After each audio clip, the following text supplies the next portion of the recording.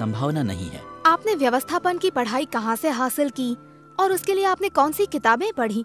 ये पूछने पर हनुमंतराव जी बेझिझक ऐसा जवाब देते हैं कि मैंने ना तो किसी संस्था से कोई व्यवस्थापन सीखा है और ना ही कभी उससे जुड़ी कोई किताबें पढ़ी हैं। पतंजलि योगपीठ जो स्वामी रामदेव जी का है, उसका काम हम पिछले 5 सालों से कर रहे हैं और उनके साथ हमारे बड़े ही अच्छे संबंध हैं। उन्होंने मुझसे कहा कि कर्म ही धर्म है, कर्म ही पूजा है, आराम हराम है और कार्यांतर ही विश्राम है। ये संस्कृति जिसने अपना ली वो आदमी बड़ा बन जाएगा। उनका मानना है कोई वेद पाठ पढ़ने की जरूरत नहीं, कोई शास्त्र करने की जरूरत नहीं, बस अपने काम को पूजा समझो। और मैंने भी यही किया है। मैंने आज तक कोई मैनेजमेंट की किताब नहीं पढ़ी, बस अपने काम को भगवान मानकर उसकी पूजा करते आया हूँ। और मैंने आज तक बिना व्यवस्थापन की किसी भी प्रकार की शिक्षा लिए मैं बस पूरे लगन से काम करता गया और आगे भी ऐसे ही काम करता रहूंगा। उद्योजक बनने के लिए इंसान में महत्वाकांक्षा होनी जरूरी है। दिन रात बड़े ख्वाब देखने की क्षमता होनी चाहिए। महाभारत के अर्जुन की तरह सिर्फ उस पंछी की आंख दिखनी चाहिए, पेड़ पौधे या बाकी सब देखकर कोई फायदा नहीं। नजर हमेशा अपने लक्ष्य पर होनी चाहिए और इन सब के साथ साथ दिन रात मेहनत करने की भी तैयारी होनी चाहिए। मेरी बड़ी बेटी अब 10 साल की हो गई है और उसे अब देखता हूँ तो ऐसे लगता है अभी अभी तो ये छोटी सी थी और अब अचानक 10 साल की हो गई है, तो वो कब इतनी बड़ी हो गई ये समझ में ही नहीं आया। तो इन सब चीजों का आपको त्याग करना पड़ता है। जिंदगी में सब कुछ तो नहीं मिल सकता, आपको कष्ट उठाने पड़ते हैं और तभी सफलता हासिल होती है। I love my dad. He has achieved everything because of his hard work. मैं उनकी तरह बनने की कोशिश करूंगी and I'll take his inspiration. Shri Hanumantrao जी गायकवाड़ को कई विशेष पुरस्कारों से सम्मानित किया गया है। मराठी उद्योजक समिति द्वारा मराठी उद्योजक अवार्ड, भारत सरकार की तरफ से मेंबर ऑफ डेवलपमेंट काउंसिल पुरस्कार भी दिया गया है। माननीय श्री प्रफुल्ल पटेल जी के हाथों उन्हें सन 2007 में सारस्वत बैंक की तरफ से शिखर महाराष्ट्र अवार्ड से नवाजा गया। सन 2010 में रोटरी क्लब मुंबई नॉर्थ की तरफ से श्रीमती राजश्री बिरला के हाथों वोकेशनल एक्सीलेंस अवार्ड भी उन्हें दिया गया है। फिर 2010 में रोटरी क्लब पुणे डिस्ट्रिक्ट की तरफ से vocational excellence award for outstanding entrepreneur ये अवार्ड भी प्रदान किया गया। इसके अलावा मेड इट ये पुरस्कार एसएस ग्रुप पुणे की तरफ से डॉक्टर जयंत अभ्यंकर जी के हाथों श्री हनुमंतराव जी गायकवाड़ को दिया गया। हनुमान ने अपने पिता की मृत्यु के बाद काफी कष्ट उठाए, मेहनत करके पढ़ाई की। मेरा हनुमान दिल का बड़ा ही नेक है, सबका ख्याल रखता है और सबसे ज्यादा मेरा रखता है। गांव के सभी लोगों के बारे में वो सोचता है, फिर वो अड़ोस पड़ोस के लोग हो या गांव के नौजवान। उसका बचपन गांव में गुजरा है। उम्र के 3 साल तक तो वो हमेशा खेतों में ही रहता था। उसके परदादा उसे खेतों में लेकर जाते थे, मैं वहाँ काम करती थी, वे उसे संभालते थे। इसलिए उस वक्त के जो उसके दोस्त है वो उनको आज भी भूला नहीं है। उनकी परिस्थिति आज भी सामान्य है, फिर भी उनकी दोस्ती बरकरार है। उसके पाठशाला के दोस्त है, उनसे मिलता है, गेट टुगेदर करता है, उनके सुख दुख में शामिल होता है। आज मुझे बड़ी तसल्ली होती है कि उसने इतना नाम कमाया है, इतने पुरस्कार हासिल किए हैं। लगता है मेरे कष्ट बेकार नहीं गए। आज वो इतनी सफलता के बाद भी अपने किसी भी दोस्त को बिल्कुल भी नहीं भूला। लंदन में ऑफिस निकाला तो वहाँ से फोन करेगा। आज लंदन में ऑफिस खोला है हमने, कल रशिया में खोलेंगे। उसकी ये खासियत है, वो जहाँ पर भी जाए अपने दोस्तों को नहीं भूलता। वो चाहे दुनिया के किसी भी कोने में जाए हमें याद करता है। वो जो अपना ग्रुप है अभी क्या करता होगा या फिर अपने दोस्त वो कैसे होंगे, ये बात मुझे उसकी अच्छी लगती है। साफ सफाई करके उसे जो सफलता मिली वो संत गाडगे महाराज से प्रेरणा लेकर मिली। वो बड़े साफ दिल से मंदिरों की सफाई करता, बिना किसी अपेक्षा के, या उससे किसी ने कहा नहीं कि तुम ये काम करो उससे तुम्हारा नाम होगा, और वो बिना किसी स्वार्थ के ये सब कर रहा है, इसकी खुशी है। किसी भी चीज का क्रेडिट उसे नहीं चाहिए, हर चीज में उसे फायदा चाहिए ऐसा भी नहीं है, बस वो लोगों को जोड़ता गया। भाई साहब ने जो व्यवसाय का इतना बड़ा विश्व रचा है, ये सब कुछ देखकर हम बहुत ही प्रेरित होते हैं और साथ ही उनसे हमें जिंदगी में काफी कुछ सीखने को भी मिला है। बिजनेस करने की यही तो खासियत है। एक बार जो आपने बिजनेस शुरू किया तो उसके भविष्य का सही नियोजन आपको करना ही पड़ता है। और ये इसलिए बहुत जरूरी है क्योंकि उस पर बहुत से मजदूरों की रोजी रोटी और भविष्य निर्भर होता है। मैं हमेशा खुद को एक सवाल पूछता हूँ कि BE इलेक्ट्रॉनिक्स करने के बाद मैं हाउसकीपिंग की तरफ कैसे मुड़ा। दरअसल हमारे घर की एक परंपरा है। मेरे दादा दादी परदादा संत गाडगे महाराज के शिष्य थे।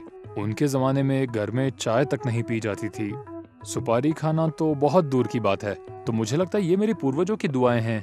अगर मैं इलेक्ट्रॉनिक्स इंजीनियर के तौर पर नौकरी करता तो मुझे 50-60 हज़ार या 70-80 हज़ार रुपए पगार मिलता, पर आज हम 50 लाख रुपए BVG परिवार के माध्यम से पगार के तौर पर देते हैं। तो ये सब कैसे मुमकिन हुआ? ये मेरे पूर्वजों का पुण्य है और साथ ही ये हम सब के मेहनत का नतीजा है। जिस तरह से वो इज्जत देते हैं अपने सारे कलीग्स को, बिल्कुल घरेलू व्यवहार करते हैं। आज भी जब हम एक दूसरे से मिलते हैं तो हम दोनों के बीच यारी दोस्ती की बातें चलती हैं, लेकिन जब कोई और हो तो हम दोनों फिर औपचारिकता निभाते हैं। लेकिन कभी ऐसा लगा नहीं कि मैं किसी दूसरे के लिए काम कर रहा हूँ, बल्कि हमेशा ऐसा ही लगा कि मैं खुद के लिए काम कर रहा हूँ, मैं अपनी खुद की कंपनी के लिए काम कर रहा हूँ। पहले मेरी तनख्वाह थी 4,000 रुपए और अब मेरी तनख्वाह है 14,000 रुपए।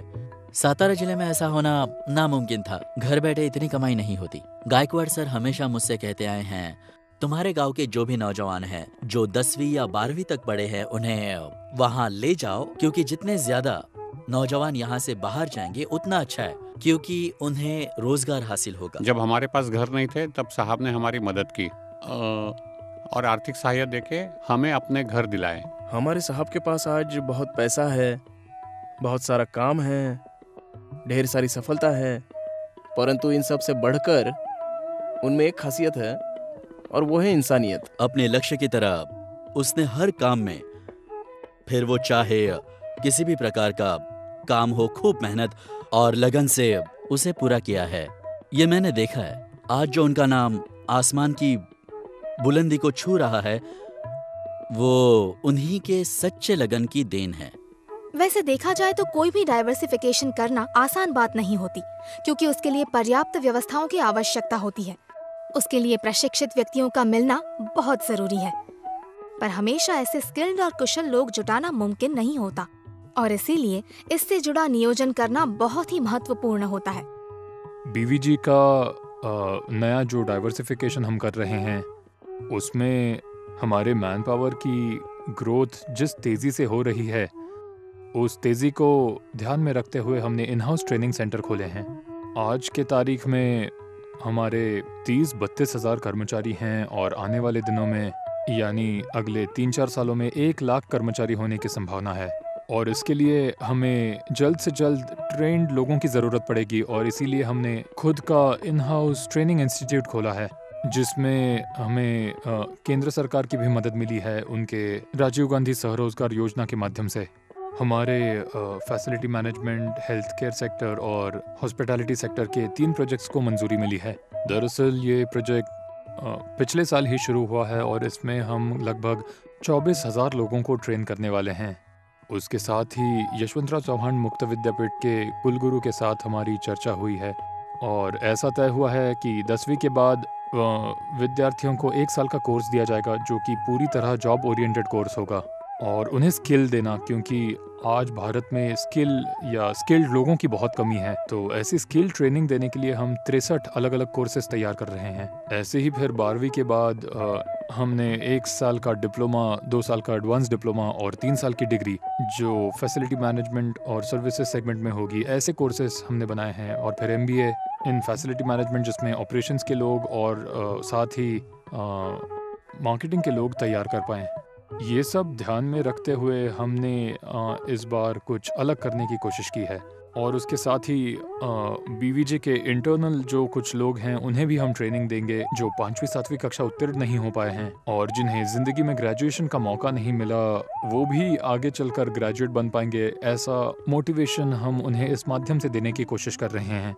हेल्थ केयर सेक्टर में हमने डाइवर्सिफिकेशन किया है और महाराष्ट्र का एक एम्बुलेंस का बड़ा कॉन्ट्रैक्ट हमें मिला है, जिसमें हम 937 एम्बुलेंस खरीदने वाले हैं, और दुनिया की सबसे बेहतरीन कंपनीज, जर्मन कंपनीज के इक्विपमेंट्स हम उसमें इस्तेमाल करेंगे। आमतौर पर जो यहाँ एम्बुलेंस होती हैं उनमें पेशेंट को लेटा कर ले जाया जा सकता है और कोई सुविधाएं नहीं होती, लेकिन इन एम्बुलेंस में हार्ट फेल होने पर उसे फिर शुरू करने के यंत्र होंगे, श्वसन क्रिया बंद पड़ने पर वेंटिलेटर्स होंगे। तो ऐसे बढ़िया 937 एम्बुलेंस आज महाराष्ट्र को मिलने वाले हैं। जब कोई इमरजेंसी आती है तो इंसान की जान बचाने के लिए पहला 1 घंटा बड़ा ही महत्वपूर्ण होता है, और इसके लिए लगने वाली सारी सुविधाएं इस इमरजेंसी केयर में दी जाएंगी। और मुझे पूरा यकीन है केंद्र सरकार और राज्य सरकार की इस स्कीम के पीछे जो योजना है कि उससे 20% लोगों की जान बचेगी, पर हमारी तो कोशिश रहेगी कि 20% से कहीं ज़्यादा लोगों की हम जान बचा पाए और उन्हें ये सेवा दे पाएं, और इसीलिए हमने ये डाइवर्सिफिकेशन किया है।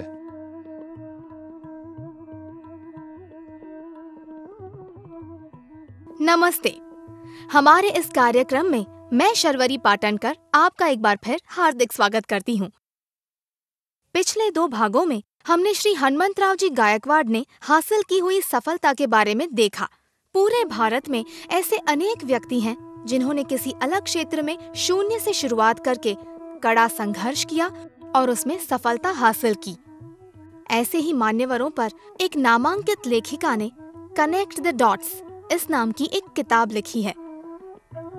इन सभी मान्यवर व्यक्तियों में श्री हनुमंतराव जी गायकवाड़ का समावेश होना सारे महाराष्ट्र के लिए गर्व की बात है। उसके साथ ही अनेक अखबार, मैगजीन्स और विशेष पत्रिकाओं में भी श्री हनुमंतराव जी गायकवाड़ पर बहुत से लेख लिखे गए हैं। इससे आप अंदाजा लगा सकते हैं कि हनुमंतराव जी प्रसिद्धि माध्यमों के भी कितने चहीते हैं। तो बीवीजी इंडिया इस कंपनी के माध्यम से अपने कारोबार का डाइवर्सिफिकेशन और विस्तार श्री हनुमंतराव जी किस प्रकार से करना चाहते हैं, ये तो हम पिछले भाग से ही देखना शुरू कर चुके हैं। अब इस भाग में हम इस औद्योगिक सफर का अगला पड़ाव देखेंगे। बीवीजी को हम और भी काफी सारी चीजों में डाइवर्सिफाई कर रहे हैं, जिसमें हमने एक जर्मन कंपनी से टाई अप करके कोंकण में एक पाम ऑयल रिफाइनरी खोलने की योजना बनाई है, क्योंकि भारत ये एक नेट खाद्य पदार्थ इंपोर्टर देश है, जहां 9 मिलियन टन यानी 90 लाख टन खाद्य पदार्थ इंपोर्ट होता है। इसलिए हमने वहां पर 600 टन पर डे की रिफाइनरी की योजना जर्मन कंपनी के साथ बनाई है। हाल ही में मैं पिछले महीने जर्मनी और अमेरिका गया था। जर्मनी में ये समझ में आया कि वहाँ पर हेल्थ केयर सेक्टर में स्किल्ड मैन पावर की काफ़ी कमी है, और इसलिए जर्मन सरकार ने भारत सरकार से ये कहा है कि कम से कम 10,000 लोग जो पेशेंट केयर में काम कर सकते हो, उसमें नर्सेस हों या वार्ड बॉयज़ हो या फिर स्किल्ड मैन पावर हो, ऐसे लोगों को जर्मनी भेजा जाए। और इसी सिलसिले में मेरी वहाँ चर्चा हुई है, और आने वाले 6-8 महीनों में बीवीजी की तरफ से कम 100 लोग जर्मनी में काम करेंगे, ऐसी कोशिश रहेगी। उसके साथ ही सिंगापुर में भी काम शुरू हो रहा है, मिडल ईस्ट में भी काम करने की कोशिश जारी है। यूएस में भी मैंने देखा है कि वहाँ स्किल्ड मैन पावर की काफ़ी कमी है, और आज भारत में हम जो रोज़गार देते हैं, मिनिमम वेजेस जो देते हैं, उससे कई गुना ज़्यादा विदेश में मिलता है। तो बीवीजी के कुछ जो अच्छे एम्प्लॉयज़ हैं, कुछ अच्छे वर्कर्स हैं, उन्हें हम ये बताने की कोशिश कर रहे हैं कि अपनी अंग्रेज़ी सुधारो, और उसी हिसाब से हमने कुछ कोर्सेज भी शुरू किए हैं जिससे उन्हें भारत के बाहर भी रोज़गार मिल पाए, और यही हमारी कोशिश है। तो ऐसे अलग अलग क्षेत्रों में हमारा काम शुरू है। बीवीजी का आज तक का सफर देखें तो आज भी लगभग 30,000 लोग उनके पास काम करते हैं। इस दृष्टिकोण से गरीबी रेखा के नीचे जो युवक युवती हैं, उन्हें प्रशिक्षण देना, उन्हें नौकरी मिलने के काबिल बनाना यानी एम्प्लॉयबल बनाना, और फिर नौकरी देना, ये एक बड़ा प्रकल्प बीवीजी और हनुमंतराव ने शुरू किया है, और इस माध्यम से 10,000 से भी ज़्यादा लोगों का प्रशिक्षण हुआ है। मेरे ख्याल से किसी भी उद्योग का जब हम मूल्यमापन करते हैं तो उससे राष्ट्रीय संपत्ति कितनी बढ़ी, उस उद्योग ने कितना नफा कमाया, कितना टैक्स भरा, उसके साथ साथ कितने लोगों को उस उद्योग ने रोजगार दिलाने में मदद की, ये भी देखना मेरे ख्याल से बहुत जरूरी है। और उस लिहाज से बीवीजी और हनुमंतराव जी का जो कार्य है वो राष्ट्रीय दृष्टिकोण से बहुत ही अहम है। श्री हनुमंतराव जी और भी कई व्यवसायों से जुड़े हुए हैं, उदाहरण के तौर पर शुगर, पावर इत्यादि। उनमें से कुछ प्रकल्प ऐसे हैं जो आधुनिक संशोधन और आधुनिक तकनीक पर आधारित है। उदाहरण के तौर पर वेस्ट से एनर्जी निर्माण करना, और ऐसे प्रकल्पों की हमारे देश को बहुत जरूरत है। मगर इस तरह के प्रकल्प शुरू करना और उन्हें पूरी तरह कार्यान्वित करना ये कोई आसान बात नहीं है। पर चुनौतियों का सामना करने की क्षमता रखने वाले हनुमंत राव जी इन नई चुनौतियों का सामना कैसे करेंगे, आइए देखते हैं। हमें आज से साल भर पहले एक शुगर फैक्ट्री चलाने का चुनौती भरा काम मिला था। हाँ, हमारे ही तालुके में दंडेश्वर नामक एक शुगर फैक्ट्री मेरे मुंबई के एक दोस्त ने खरीदी थी और मुझसे पूछा कि क्या आप इसे चलाएंगे। गन्ने से चीनी बनाई जाती है, बस इतना ही मुझे पता था। इसके बावजूद मैंने उनसे कहा मैं चलाऊंगा और 3 नवंबर को शुगर फैक्ट्री का काम शुरू हुआ। जो फैक्ट्री 2-3 सालों से बंद पड़ी थी उसे हमने 22 दिनों में ऑपरेशनल बनाया और 25 नवंबर को प्रोडक्शन शुरू हुआ। उसके बाद इसके प्रोडक्शन में लगने वाले लोग कहाँ से लाएंगे ये भी एक बड़ी चुनौती थी, पर उमेश राव माने और बाकी सहकारियों ने बड़ी मदद की। शुगर फैक्ट्री के लिए मजदूर मिलना एक बड़ी समस्या होती है, पर बस 15 दिनों में ही ये समस्या भी हल हो गई और 25 टन तक हम प्रोडक्शन लेकर गए। इस शुगर फैक्ट्री को चलाने का जो अनुभव था उसके बलबूते पर हमने पारनेर सहकारी शुगर फैक्ट्री को भाड़े पर चलाने के लिए लिया।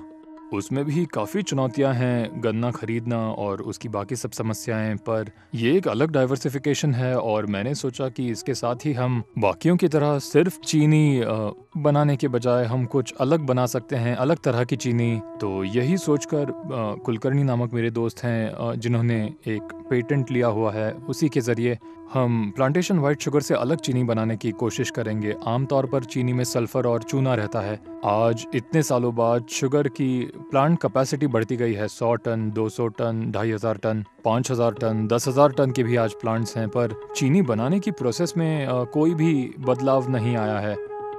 आज भी वही केमिकल प्रोसेस है जिसमें सल्फर इस्तेमाल होता है। तो हमने कोशिश करके देखी कि क्या हम सल्फर का कम इस्तेमाल करके लो सल्फर शुगर बना सकते हैं, और मुझे ये बताते वक्त बड़ी खुशी होती है कि हमने लो सल्फर शुगर बनाने में सफलता प्राप्त की और इस चीनी का दाम मार्केट में मिलने वाली सामान्य चीनी से 10 रुपए ज़्यादा रहता है। तो हमारी ये अपेक्षा है अगर हमें 4-5 रुपए भी ज़्यादा मिलते हैं तो हमारी कोशिश रहेगी कि जैसे अन्य क्षेत्रों में बीवीजी कुछ अलग कर रहा है, उसी तरह शुगर फैक्ट्री के क्षेत्र में भी बीवीजी कुछ अलग कर दिखाएगा। पिछले साल मैं घाना, कैमरून इन देशों में भी जाकर आया। वहाँ पर